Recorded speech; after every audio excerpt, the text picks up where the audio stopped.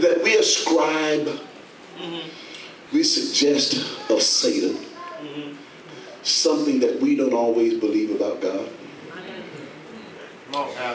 And that is, if Brother Ray Jackson gets up and talks about, well, you know, the devil was on my job. And I mean, he was just being the devil. Somebody else would get up on the other side and say, well, if he left your job, he must have been at my job at the same time. Oh, God. And then Brother John Livingston would get up and say, well, I don't think he was in Dallas, but he was also over there for what's on my job. See, we ascribe to the devil that the devil is omnipresent, that he can be at Brother Ray's job, Brother Livingston, that he can be at all these places. Listen, the devil is not omnipresent. The devil is just a manipulator, and he manipulates your mind to think things that are not true. What does God say? What does God say? He said, I know the thoughts that I think toward you, thoughts to bring you to an expected end. I didn't make you to be no jerk. I didn't make you to be no pincushion. I made you to be an overcomer. I made you to be able to win. I made you to be victorious. Why can't you see yourself the way I see you? Yes, God. I see where you are, but I also see where you're going. Thank you, Jesus. Hallelujah. That's it. Hallelujah. Thank you, Lord God. You think I don't know your cupboard is bare? How can I be God and not know? You think I don't know you got pain in your body? How can I be God? And I know what's going on. Yes, sir. Yes, sir. How death pursues. Yes, God. It's so wrong. Sister Kirkley said, you don't know. Well, you know, Sister Kirkley, if you tell us some things, what's going on? What is the Lord really saying? Tell us what Pastor's going through. And when we understand, we really know how to pray. You know, the spirit of Thomas is so powerful. Because when we say, Sister Kirkley, if you show me, that's Thomas. Thomas, weren't you in the boat when he came walking on the water? Yeah. Were you in the boat when Peter got on the water? Yeah. Were you there when he took 2 fish and 5 loaves and fed the 5,000 and then sent all of y'all out to collect, and y'all collected 12 baskets? Yeah. How was that? Were you there when he spat in the ground, made clay, and then told the man, go wash, and the man came back? Yeah, I was there.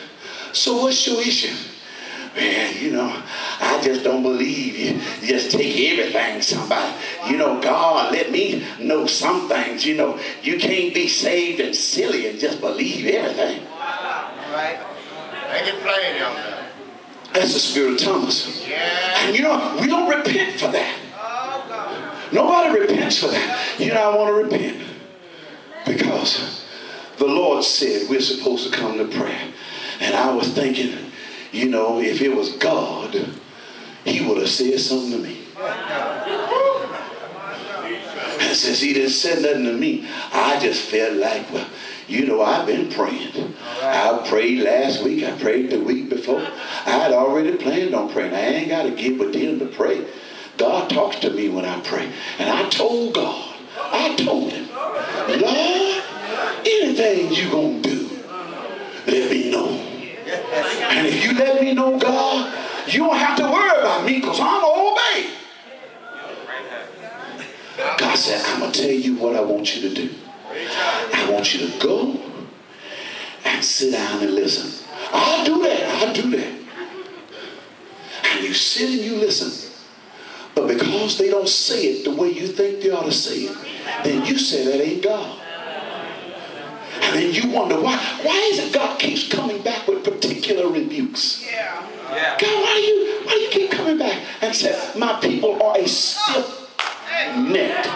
What is it to be stiff-necked? My people are hard-headed, hard-hearted. But because we look at people and we say, that's got to be who it is. But you're stiff stiff-necked when God speaks and you won't turn in the direction of God. That's stiff-necked. I'm trying to get you to turn, but you stiff and set in this way.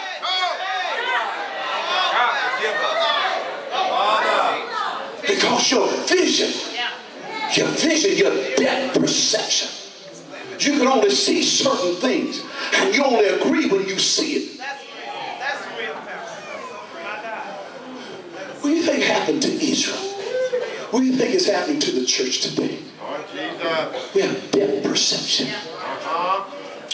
We see the anointing of God yesterday. You know, I remember when we used to come to church, and people walk, ooh, they walk in the door dancing.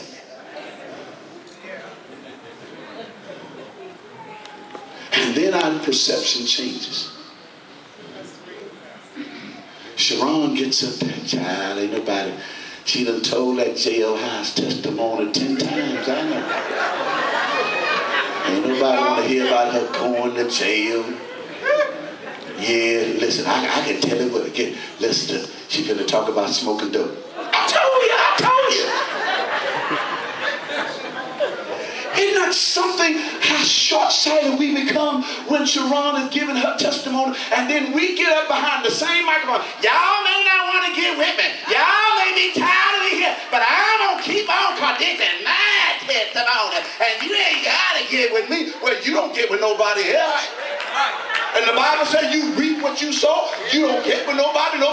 You think that only happens in...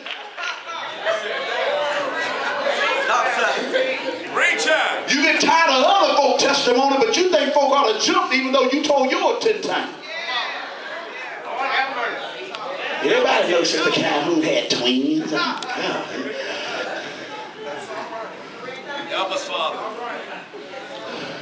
help me.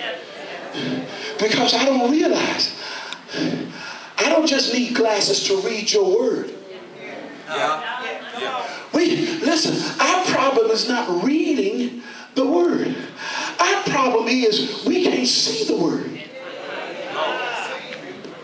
We can read it and quote it to each other, but we have a depth perception problem that we can't see. We can't see. We can see ourselves, but we can't see others. We can see people who we have determined God need to cut them off. And yet when it comes to ourselves, you know, y'all been patient with Sister Massenberg. I don't know why y'all won't be patient with me.